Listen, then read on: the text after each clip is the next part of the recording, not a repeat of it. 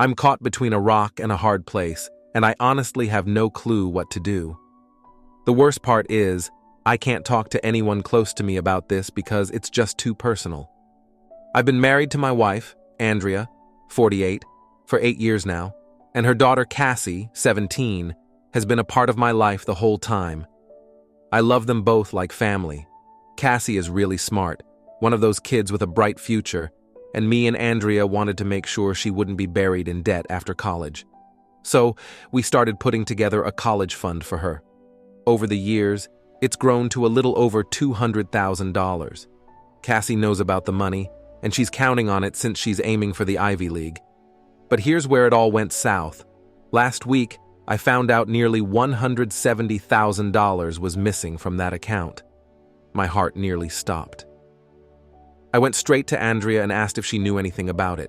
She started crying and admitted she'd been using the money over the years to fuel her shopping addiction. I was furious, to say the least. But in the middle of that rage, I had a moment where I thought, what if this isn't just about spending? I've seen enough stories to know that maybe something worse was happening. So I straight up asked her if she was having an affair. She denied it right away and even offered to show me everything. Her social media, emails, work phone, the whole 9 yards. She also said she'd show me the receipts. And after going through it all, I didn't find anything suspicious. The math on the receipts lined up, so I let that idea go. But we were still left with the main issue. The money was gone. Andrea admitted she's got a shopping addiction, and she just couldn't resist using the money from Cassie's account. She didn't try to make any excuses, but she didn't have a fix for it either. As you can imagine, I was still livid. She'd completely destroyed Cassie's chance to get through college without being buried in loans, and honestly, that changes her whole future. I asked Andrea to stay with her sister for a bit while I tried to wrap my head around all this. Cassie was curious why her mom was leaving, but we just told her we needed a little space to sort things out. Yesterday, I asked Andrea to come back home so we could have a long talk about what we were going to do. As we were talking, she stopped me and asked for a favor that I honestly couldn't believe. She wanted me to take the blame for her. To explain, she and Cassie don't have the best relationship. For a lot of reasons, they've never really clicked. Cassie is very independent, and I think she's planning on leaving as soon as she can, maybe even before she finishes college. The thing is, me and Cassie get along really well, and she usually comes to me for advice when she's dealing with something. Andrea's terrified that this will be the final straw, and she'll lose Cassie forever. I told her that before we even talked about me taking the blame, she had to own up to her mistake. I told her she needed to go to therapy. We needed couples counseling. She had to join a support group for her shopping addiction, and that I'd be in charge of our finances from now on. She said those conditions were tough but reasonable. I also said she needed to come clean to Cassie, apologize, and hope for the best. That's where she drew the line. She refused and said she couldn't risk losing Cassie. According to her, I could survive the fallout from this, but she couldn't. I told her that if she wanted me to even think about taking the fall for her, she needed to agree to my terms first. Now I'm completely stuck. I don't want to lie to Cassie, but at the same time, I don't want her and Andrea to be estranged forever. The hardest part of all of this is that no matter what we do, Cassie's life is going to be messed up.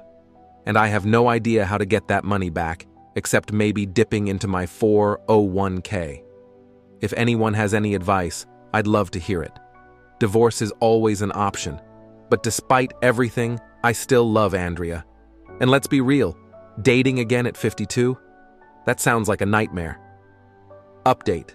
I've made my decision. I won't be staying with Andrea.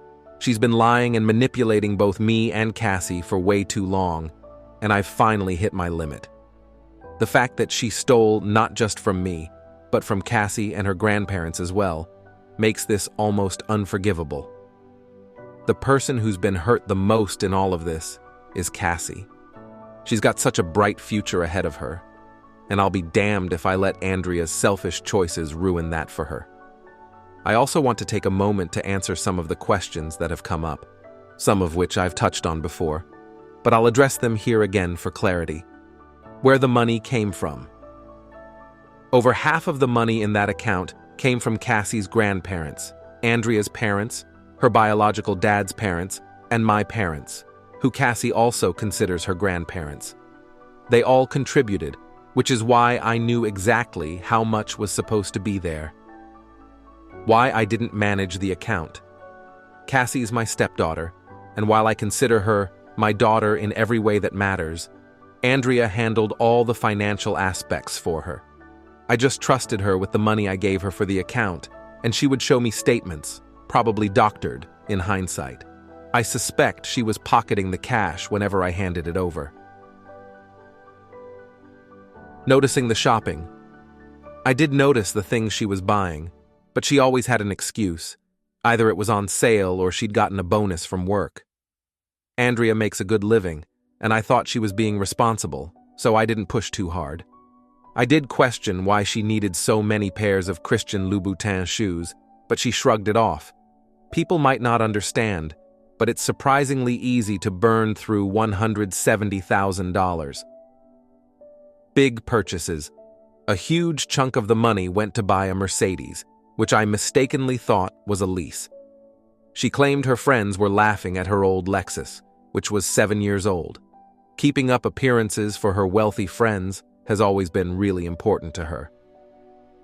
Cassie and Andrea's relationship. Cassie and Andrea have never been close. Allegedly, Cassie reminds Andrea too much of her late father, and that's created a lot of tension.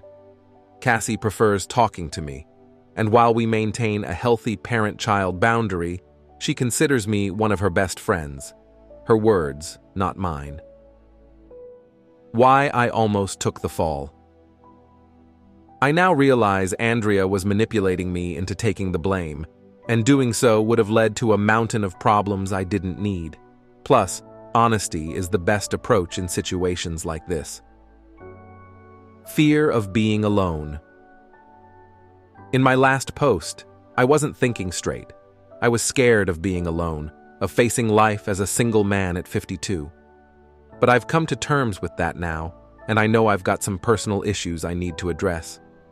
I do love Andrea, and we have a deep connection, but I'm still going through with the divorce.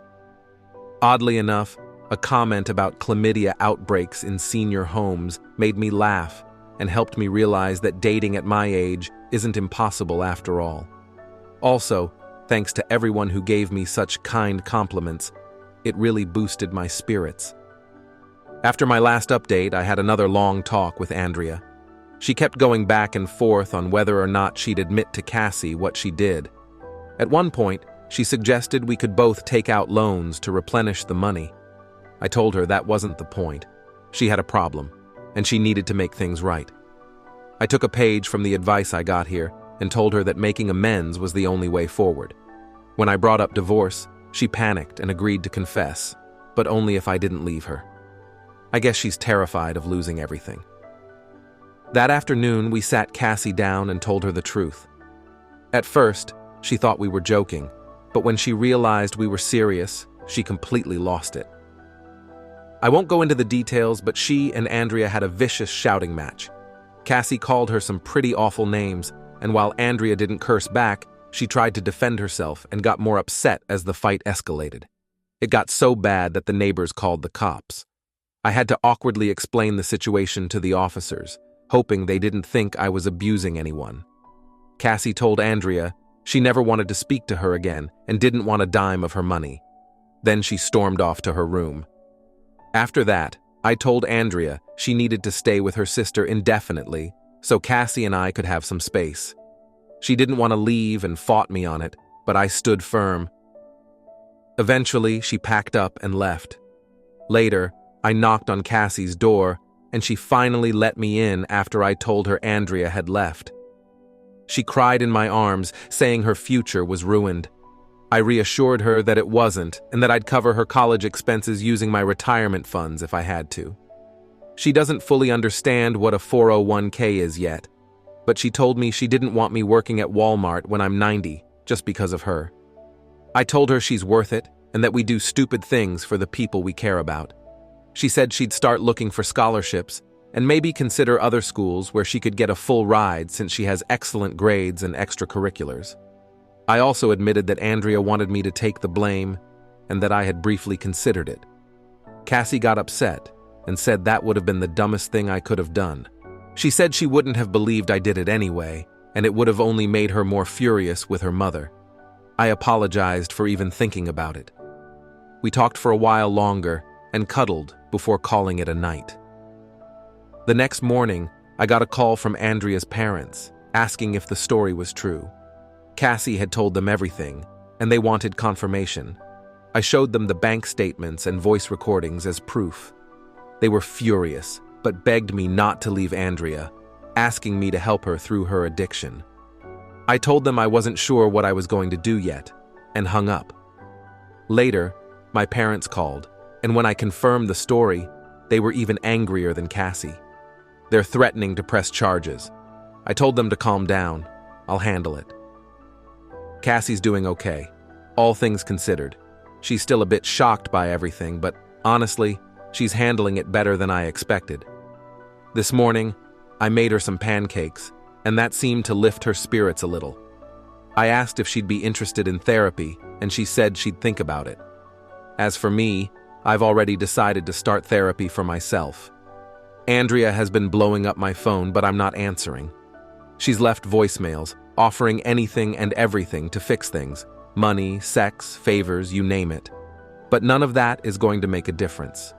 I feel awful for Cassie, especially with Christmas around the corner. I'm thinking about getting her tickets to see Billie Eilish since that's pretty much her favorite person in the world. It won't make everything better, but it might help her feel a little bit of joy during all of this. That's about it for now. I'll update if anything major happens, but I think this chapter is coming to a close. Thanks to everyone for the support. It's been a huge help. Edit. I forgot to mention, I've been keeping an eye on my credit and thankfully nothing looks off there, but I'm going to lock it just in case. Next week, I'll be meeting with my accountant to get Andrea removed from everything important. Life insurance, bank accounts, my will, all of it. I'm adding Cassie in her place. I've also started changing all my passwords so Andrea can't access anything. I'm stringing her along for now, pretending the divorce isn't happening until I have everything secured. As far as I can tell, Cassie's credit is fine too, but I'm planning to do a deep dive and lock hers as well. Update. It's been a while since I last posted here. A lot has happened, and to be honest, I haven't had much time to sit down and write an update. But now that I have a quiet moment, I wanted to catch everyone up. First off, I want to thank you all for the advice and support you gave me during one of the most critical times in my life. Looking back at my old posts, I can't believe how unsure and lost I sounded. The thought of my marriage ending and the idea of being alone really shook me to the core, which made me come across that way. Therapy has helped me realize that being single isn't the worst thing in the world. In fact, I've turned that loneliness into time for myself, and I've been focusing on self-improvement. And in case you haven't guessed from that, yes, I'm single now. Andrea and I are legally separated and in the middle of divorce mediation. Unfortunately, Andrea's still in denial and doing everything she can to win me back, including dragging out the divorce so we can work on things. She claims she's seeing a therapist and is on the road to recovery from her shopping addiction. I don't know if I believe her, but I told her that if it's true, it's a good step. She's apologized to my parents, her parents, and her late husband's parents for what she did, and they've all forgiven her but are definitely keeping their distance. She's desperate to reconnect with Cassie, but Cassie is sticking to her word and hasn't spoken to her mother since that blow-up. I think she'll reach out when she's ready, but for now, she's holding firm. As for Andrea's wealthy friends, the ones she was always so eager to impress, they've been stopping by, offering their help. They might be a little nosy, but they were actually very kind to me and Cassie after everything went down. They brought everything from baked goods to spa day offers. I never turned down the baked goods. Homemade lemon bars and oatmeal raisin cookies are hard to resist. Cassie even took them up on a few spa trips. One friend in particular, Susan, has been around more than the others. While some of the other women felt like they were fishing for gossip, Susan just seemed genuinely interested in helping us heal. She's cooked meals, helped around the house, and spent a lot of time with me personally. We didn't ask for any of this, but she did it out of the kindness of her heart, and I really appreciate it. We've gotten pretty close, and despite her being 14 years younger than me, we get along surprisingly well. Normally, I struggle to connect with younger folks, but not with her. Now, on to the most important part, Cassie. As a Christmas surprise, I took her and one of her friends to Montreal last month to see Billie Eilish at a festival. She loved it, and we had an amazing time. Montreal is such a beautiful city. Despite everything, Cassie handled the loss of her college fund pretty well. She's a hard-working kid, and she threw herself into searching for scholarships. Unfortunately, she missed the deadline for most of them, but the school she had her heart set on came through with a very generous financial aid package. On top of that, she got some local grants that will cover her entire first year. And yes, she got into her dream school. She had several acceptance letters and full-ride offers from other places, but she had her sights set on this one. I dropped her off last week, and I couldn't be prouder. I know she's going to do great things. Now, I'm an empty nester, alone in this big house. The silence can be deafening sometimes, but Susan has been keeping me company, and I've picked up bike riding as a new hobby. All in all, things aren't perfect, but they're definitely better than before. And with that, I think it's time to put this story to rest. The divorce should be finalized in the next few months, and I'm ready to move forward. But the best part of all this? Cassie is chasing her dreams, and that's what makes me happiest.